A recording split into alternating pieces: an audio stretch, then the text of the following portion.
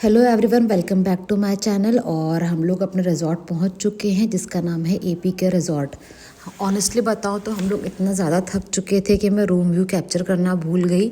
तो मैंने थोड़ा सा रूम के बाहर का व्यू कैप्चर किया है जो मैं वीडियो में शो कर रही हूँ। हमारा जो प्लान था वो आज 1:30 पर टाइगर किंगडम जाने का था, बट क्योंकि प्रांश बहुत थक चुका था और उसने सुबह से कुछ खाया भी नहीं था, तो अच्छे माँ बाप की तरह ट्रिप का पैसा ना वसूल करते हुए हम लोगों ने इस प्लान को ड्रॉप किया और हमने सोचा कि अब हम लोग सीधा 5:30 पर डॉल्फिन शो के लिए जाएंगे। तो हम लोग कुछ खा के रेडी होके डॉल्फिन शो के लिए निकल गए। डॉल्फिन शो का जो रास्ता था वो यहाँ से लगभग 45 मिनट्स के डिस्टेंस पे था। जितना ब्यूटीफुल इस वैन का इंटीरियर था उतनी ही ज़्यादा ये वैन कंफर्टेबल भी थी।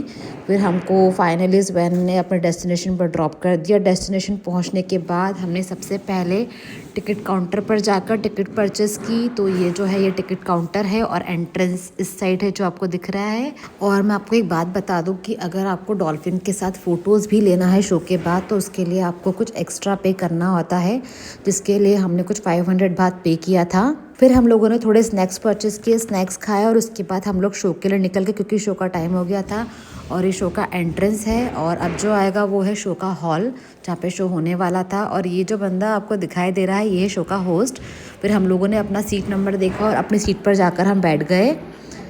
प्रांश का एक्साइटमेंट आप लोग देख ही सकते हो इस वीडियो में। प्रांश को कुछ ही एनिमल्स के नाम पता है जिसमें से फिश भी एक है जिसको वो रिकॉग्नाइज कर पाता है। तो हमें लगा उसको इस शो में बहुत मज़ा आएगा। और जैसा कि आप इस शो में देख रहे हैं ऑडियंस को, इसमें मैक्सिमम क्राउड बच्चों का ही था। And finally the wait is over and show start हो गया था। तो मैं आगे की वीडियो में शो की कुछ क्लिप्स लगाऊंगी जिसको आप देख सकते हैं।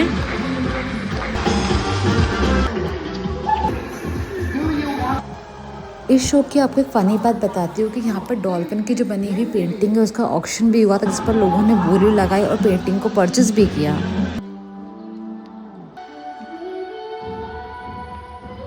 और यही है वो फोटोग्राफ जिसके लिए हमने 500 बात पे किए थे।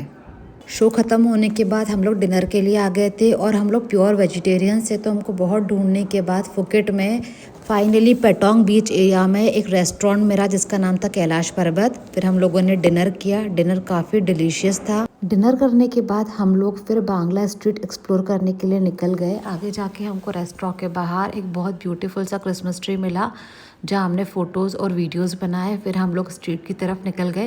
बांग्ला स्ट्रीट बहुत ही ब्यूटीफुल है, वहाँ की जो नाइट लाइफ वो भी बहुत ब्यूटीफुल है। वहाँ पे शॉपिंग के लिए बहुत सारी ब्यूटीफुल शॉप्स थी जहाँ पर bags, accessories, gift items, home decor, dresses सब कुछ अवेलेबल था and all are very very beautiful. And उसके अलावा स्ट्रीट पे बहुत सारी एक्टिविटीज़ भी चलती रहती जिसको आप एंजॉय कर सकते हैं। और हम लोगों ने भी यहाँ पे थोड़ा सा मार्केट को एक्सप्लोर किया और बहुत सारी शॉपिंग भी की। और शॉपिंग करते करते हम लोग बहुत आगे तक चले गए। फिर प्रांश को मुझे गोदी में लेना पड़ा क्योंकि वो इतना ज़्यादा चलने के लिए रेडी नहीं था। फिर आगे कुछ मसाज पार्लर्स थे, वहाँ पे क्यूट सी लड़की प्रांश को मिली और उसने प्रांश से चिट चैट की। फिर हम लोग थोड़ा और आगे बढ़े स्ट्रीट की तरफ। फिर प्रांश को छोटी सी क्यूट सी कैट दिखाई दी, प्रांश ने उससे बातें की। फिर हम थोड़ा और आगे गए। स्टिल अभी पेटोंग बीच बहुत दूर था। हम लोग एक्सप्लोर करते करते अराउंड 3 to 4 किलोमीटर्स आ गए थे और हमें पता भी नहीं चला। उसके बाद भी हम चलते जा रहे थे और रोड है कि ख़त्म ही नहीं हो रही थी। फिर मेरे पैर दर्द होने लगे और मैंने अपने हस्बैंड को अपनी सैंडल्स दे दी। फिर हमने रुक के वहाँ पर नारियल पानी पिया। उसके बाद एक बहुत सुंदर सा मैकडी मुझे दिखाई दिया। फिर हम लोग थोड़ा और आगे गए तो वहाँ एक ब्यूटीफुल सा स्विंग था और इस स्विंग की राइड एंजॉय करने के बाद हम लोग थोड़ा और आगे तक गए थे। बट हम लोग बहुत थक चुके थे क्योंकि हम लोग ओवरनाइट से ट्रैवल किए हुए थे। तो हमने पेटोंग बीच जाने का प्लान ड्रॉप किया। फिर हमने रिजॉर्ट जाके रेस्ट किया क्योंकि हमको मॉर्निंग में फीफी आइलैंड के लिए निकलना था। अब फीफी आइलैंड टूर हम अपने नेक्स्ट व्लॉग में करेंगे। Till then bye bye.